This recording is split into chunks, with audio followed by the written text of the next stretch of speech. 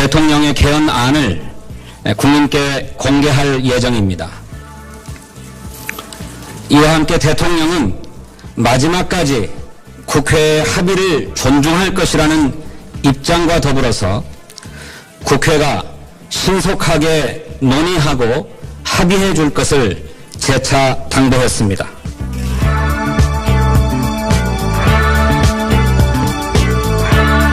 진성준 청와대 정무기획비서관의 발표입니다. 국회 합의를 기다리다 지쳐서 개헌안을 독자 발의할 예정이라는 것이죠.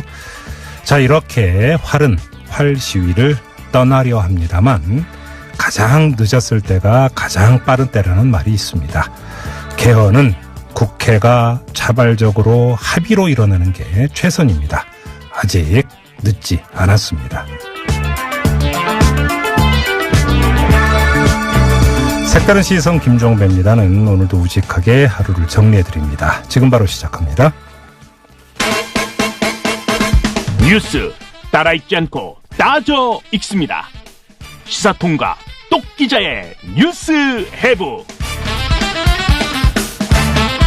네, TBS 보도국의 영아람 기자 모셨습니다. 어서 오세요. 네, 안녕하세요. 자, 첫 소식 가볼까요? 네, 검찰이 이명박 전 대통령에 대해서 구속영장을 청구했습니다. 적용된 혐의만 이제 20개 가까이 되는데요. 특정범죄 가중처벌 등에 관한 법률 특가법상 뇌물수수 혐의, 횡령 배임 혐의 등이 있고요. 또 직권남용, 대통령 기록물 관리법 위반, 국고손실 등 여러 혐의가 있습니다. 네. 이 전 대통령이 이제 지난 14일에 검찰에 소환된 뒤 이제 딱 5일 만에 영장을 청구한 건데요. 네. 검찰이 영장을 청구한 배경이 이렇습니다. 이 전 대통령의 뇌물 혐의액이 100억 원대에 달해서 사안이 중대하다고 봤고요. 또 객관적인 물증에도 불구하고 대부분의 혐의를 부인하고 있는 점, 그리고 이제 증거인멸의 우려가 크다는 점을 고려를 했습니다. 또 핵심 측근들은 지금 구속돼 있지 않습니까? 예. 그래서 이제 형평성 차원에서 영장 청구를 결정한 것으로 전해졌는데요. 네. 영장 발부 여부가 이제 이르면 모레 밤 정도에 결정될 것으로 전망됩니다. 이명박 전 대통령의 추가 뇌물수수 정황도 나왔다면서요? 네, 이 전 대통령이 2007년 12월 대선 직전에 대한불교조계종 능인선언 주지로 있는 지광 스님에게 불교대학 설립에 이제 좀 편의를 봐달라 이런 청탁과 함께 2억 원을 받았다는 혐의입니다. 김백준 전 청와대 총무기획관이 이 전 대통령의 지시로 지광 스님을 만나서 돈을 받았다 이런 취지로 검찰에 진술을 했고요. 또 지광 스님도 이러한 사실을 시인한 것으로 알려졌는데 뉴스원이 이제 좀 보도한 내용을 보면은 지광 스님 측이 민원 표지를 봐줄 테니까 당선 축하금을 보내라 이렇게 이 전 대통령 측에서 먼저 제안을 했고요. 네. 그에 따라서 돈을 보냈다고 보도를 했습니다. 또 이제 부인 김윤옥 여사에 대해서 검찰 조사가 이뤄질지도 관심이 모아지는데요. 김 여사가 이제 10만 달러 국정원 특수활동비 또 이팔성 우리금융 회장에게 5억 원 받았다 이런 의혹을 받고 있고요. 네. 다스 법인카드로 4억 원을 사용했다 이런 의혹도 주말 사이였나요? 예, 전해지고 있습니다. 끝이 없는데 이게 또 끝이 아닌 게 네. 청와대가 이명박 전 대통령 아들 시영 씨죠. 이 시영 씨의 다스 월급 인상을 논의했다는 정황도 나왔다면서요. 그렇죠. 다스가 도대체 누구 것이길래 이런 논의를 했을까요?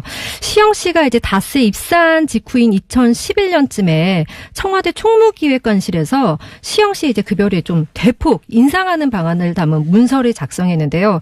이 문서가 청계재단이 소유한 영포빌딩, 다스 창고 등에서 발견이 됐습니다. 네. 당시 이제 이 내용이 이 전 대통령이 보고를 받았고 또 승인을 했다. 이런 진술까지 검찰이 지금 확보한 것으로 전해지고 있습니다. 네. 이뿐만 아니라 이 전 대통령의 맞사위 이상두 삼성전자 전무가요. 성동조선 해양 등에서 5억 원가량을 받아서 이 전 대통령 측에 넘겼다. 이런 취지의 자술서를 검찰에 제출한 것으로 전해지고 있습니다. 아무튼 오늘 구속영장을 청구를 했으니까 이제 공은 법원으로 넘어갔네요. 그렇죠? 네. 네. 자, 다음 소식으로 가죠. 네, 2018 평창 동계 패럴림픽 대회 어제 폐막식을 끝으로 열흘 동안의 일정을 마무리했습니다.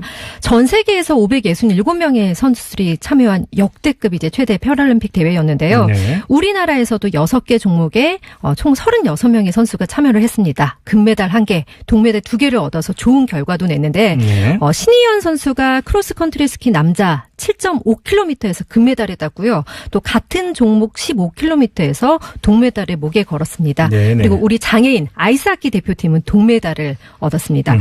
이번 패럴림픽 그 대회에는 특히 이제 사상 최초로 북한 선수들이 참여를 했는데요. 네. 남북 간의 평화로운 분위기를 조성하는데도 톡톡히 기여를 했습니다. 그러게요. 자, 평창 동계 패럴림픽은 이제 막을 내렸지만 그 여운은 아직도 가슴에 담고 있을 분 한 분 연결하겠습니다. 2001년 8월에 탈북을 해서 한국에 온 장애인 아이스하키 국가대표 선수입니다. 최광혁 씨 잠깐 연결하죠. 여보세요. 네, 여보세요. 예, 안녕하세요. 네, 안녕하십니까. 네, 어제 폐막식 있었고 오늘 오전에는 이 선수단 해단식까지 열렸다고 하던데요. 소감이 어떠세요? 네, 어제 폐막식에서는 또 그렇게 많이 못 느꼈는데 오늘 이렇게 선수 해단식까지 하니까 네. 시작했던 그 시간이 얼마 되지 않은 것 같은데 또 해단식까지 하게 되니까 네. 좀 그 섭섭한 마음이 조금 생기더라고요. 선수들이 많이 울었다면서요, 해단식에서. 해단식에서 좀 아쉬운 마음이 좀 있어서 그랬던 것 같아요. 그래요. 그렇고 또 원했던 메달도 따게 됐고 또 사람이 머무르던 곳에 이제 정이들이 마련인데 이제 들었던 정 떼려니까 이제 좀 그랬던 것이 아닌가 생각합니다. 예. 근데 뭐 섭섭함도 있겠지만 아이스하키 좀 네. 동메달 따셨잖아요. 네, 맞습니다. 기쁘시죠? 목소리가 달라지시네 지금. 아직까지 이게 실감이 잘 안 나네요. 이게 사람이 너무 긴장했을 때 이제 붕 뜬 그런 느낌이 있잖아요. 네네. 네, 지금 아직까지 그런 이게 몸에 이제 그런 전율이 좀 남아 있네요, 아직도. 지금 말씀 이게 꿈인가 생시인가 아직도 여기서 못 벗어나고 있다 이런 말씀이세요? 네, 그렇죠. 많이 기쁘신가 보군요. 네, 그렇습니다. 뭐 다시 한번 축하드립니다. 아무튼 이렇게 네, 감사합니다. 좋은 성적을 거둘 수 있었던 비결이라고 할까요? 뭘까요, 그게? 네. 아무래도 가장 기본적인 건 같은 가족인 형제들도 이제 가끔 다투기도 하고 그러잖아요. 그렇죠, 그렇죠. 많은 선수들이 모여서 조금씩 개개인마다 양보하는 마음이 있었고 그래서 네. 팀적으로 잘 운영이 되지 않았나 생각하고 또 여태까지 많은 시간 동안 또 많은 땀을 흘렸고 네. 좋은 그 나락을 거두려면 좋은 씨를 뿌려야 되듯이 그렇죠. 예, 열심히 운동했던 것만큼의 결과라고 생각합니다. 그래요. 우리 최광혁 선수는 탈북민 출신이시잖아요. 네, 그렇습니다. 네, 특히나 여기까지 오시는데 많은 사연이 있었을 것 같은데요. 제일 힘드셨던 게 어떤 거였어요? 제일 힘들다기보다는 힘든 일이 너무 이렇게 여러 가지로 많이 일어나서. 그렇죠. 예. 딱히 뭐가 제일 힘들다라고 이렇게 찝기가 조금 어렵네요. 또, 오늘은 오늘대로 힘들고, 내일은 내일대로 힘들고, 뭐, 이런 것들이니까, 딱히 언제가 제일 힘듭니다. 뭐, 이러기는 좀 그렇네요. 근데, 여태까지 살아왔던 게, 처음부터 또 문화 차이나, 또, 여러 가지 말투나, 네네. 생각의 차이 같은 게 있었으니, 거기다 또 장애까지 있어서, 네. 여러 가지로 많이 힘들었죠. 그래요. 근데 이번에 이 북한 선수들이 처음으로 패럴림픽에 지금 참가를 한 거잖아요. 네네네. 그러면서 오가다가 이제 북한 선수들도 그러니까 뭐 직접적이든 간접적인 접촉을 하셨을 거고 소외가 남다르셨을 것 같은데. 제가 이렇게 얘기하면 좀 여러 가지로 이제 생각의 차이로 이렇게 다른 느낌을 줄 수 있겠지만요. 예. 제가 일단 지금은 태극기를 달고 있잖아요. 네네네. 북한 국기를 달고 있는 게 아니어서 그냥 제가 생각했을 땐 고향 친구를 본 그냥 그 느낌 이상 이하도 아니더라고요. 그래요. 또 뭐 반갑게 다가가고 싶지만 그들이 원체 또 이렇게 좀 마음의 문이 좀 닫혀 있으니까 예. 그렇게 하기도 쉽지 않더라고요. 뭐 배지 같은 것도 교환하려고 그랬는데 뭐 교환하고 그러면 소지가 안 되는 걸로 알고 있었거든요. 그래요? 핸드폰에서. 네. 좀 그렇게 또 크게 엄청나게 반갑다 뭐 이런 느낌은 좀 없었던 것 같아요. 그냥 덤덤하게. 예. 그렇군요. 네. 자, 아무튼 이 패럴림픽이 진행되는 동안에 여러 가지 이야기가 있었는데 그 가운데 하나가 이게 뭐 동계 올림픽에 비해서 경기 중계 너무 안 하는 거 아니냐 방송사들이 이런 사실 그 국민들의 지적도 좀 있었는데 선수로서 좀 섭섭하지 않으셨어요?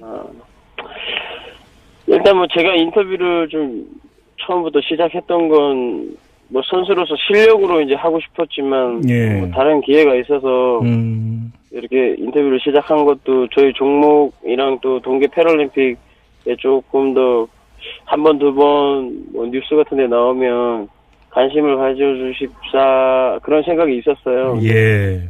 그 방송에서 조금 약하더라고요. 네네. 방송 되는 게 조금 아쉬운 점이 있었던 것 같아요. 근데 뭐 그 점을 뭐 제가 뭐 감나라 배나라 할 수 있는 부분은 아니고요. 예. 해주면 고맙게 또 감사하게 또 그런 마음을 가지는 거고 또 안 해주면 또 아쉬운 마음을 또 조금 가지는 거고 뭐 그런 것 같아요. 근데 그래도 또 사람이다 보니까 욕심이 생기니 좀 그렇죠. 해줬으면 하는 마음이 또 있죠. 뭐. 그럼 그게 솔직한 마음이죠, 사실.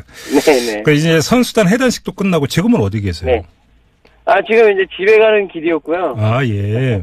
예, 이제 집에 가는 길이 참 그 어느 때보다 빨리 가고 싶은 마음이 있네요. 그럼 매달까지 걸고 가시니까 얼마나 더 그러겠어요. 네, 특히 지금 그 동생 집으로 가는데요. 네네. 동생 집에 이제 그 오뚜기 같은 조카 2명이 있어요. 네네. 너무 보고 싶어서 빨리 가고 싶네요. 네. 알겠습니다. 그동안 고생 많이 하셨고요. 오늘은 그래도 아주 기쁘게 푹 쉬실 수 있겠네요. 그동안 그럴 예정입니다. 그래요. 자, 오늘 말씀 여기까지 들을게요. 푹 쉬시기 바라고요. 그동안 수고하셨습니다. 네, 고맙습니다. 안녕히 계세요. 네. 네. 최광혁 선수 인터뷰 보니까 오늘은 오늘대로 힘들고 어제는 어제대로 힘들었다. 또 우리 청취자 여러분도 이 말씀이 와닿으셨나 봐요. 4723님께서 이런 문자 보내주셨는데 정말 그동안 그 탈북민이라는 거 그다음에 이제 장애라는 벽을 넘어서 너무너무 고생하셨고 그러게요. 예, 이제 이 기쁨 정말 마음껏 풍성하게 누리셨으면 좋겠다는 그러니까 말씀입니다. 지금 이제 가족을 향하고 있다는 목소리 활력이 막 이렇게 느껴지지 않나요? 네, 맞아요. 너무 기분 좋은 거. 예, 좀 충분하게 누리셨으면 좋겠어요. 기대감, 설렘 막 이런 게 그냥 바로 전달이 오는 거 되는 것 같습니다. 정말 고생하셨습니다. 오늘 저녁 맛있게 드시고요. 네. 잠시 전하는 말씀 듣고 이어가겠습니다. 강아람 기자와 함께하는 뉴스에브 시간입니다. 자, 다음 소식으로 이어가 보죠. 네, 작곡가 윤상 씨가 남측 예술단의 평양 공연을 위한 수석 대표로 결정됐다 이런 소식입니다. 윤상 씨는 내일 판문점 북측 통일각에서 열리는 우리 예술단 평양 공연을 위한 남북 실무 접촉 수석 대표로 나가게 되는데요. 북측에 이제 현송월 삼지영 관현악단 단장 등과 만날 예정입니다. 통일부가 이제 윤상 씨를 수석 대표로 결정한 이유를 이렇게 밝혔습니다. 발라드부터 EDM 그리고 이제 7080에서 아이돌에 이르기까지 두루 경험을 가지고 있어서 발탁했다 이렇게 밝혔는데요. 이번 평양 공연이 이제 대중음악 중심으로 되는 것 같다 이렇게 설명을 했습니다. 현재 뭐 가수 조용필 씨, 이선희 씨가 예술단 공연에 출연한다 이런 보도가 나오고 있고요. 윤도현 씨, 백지영 씨 측에게도 출연 요청이 간 것으로 전해지고 있는데요. 문화체육관광부는 구체적인 사항은 실무회담 이후에 설명하겠다 이렇게 말을 했습니다. 윤상 씨가 이제 그 음악 장르를 두루 아우르고 있으니까 잘 하실 거라고는 생각을 하는데 협상은 안 해보셨을 것 같아요. 그죠? 협상요? 네. 아무튼 내일 정말 기대됩니다. 궁금하네요. 자, 다음으로 가죠. 네, 블라디미르 푸틴 러시아 대통령이 대통령 선거에서 압승을 거뒀습니다. 푸틴 대통령이 개표 결과 76.67%의 득표율을 기록했고요. 이번 대통령 당선이 되면서 임기가 2024년까지 됐습니다. 러시아 사상 최장 기간 집권한 지도자로 이제 기록될 전망인데요. 푸틴 대통령은 이제 지난 2000년에 처음으로 대통령에 취임을 했고요. 2008년까지 대통령을 연임했습니다. 러시아 헌법상 이제 3번 연임을 할 수가 없어서 그 당시 2008년부터 이제 총리를 지냈다가 2012년에 다시 이제 임기가 6년으로 늘어나 대통령이 됐고요.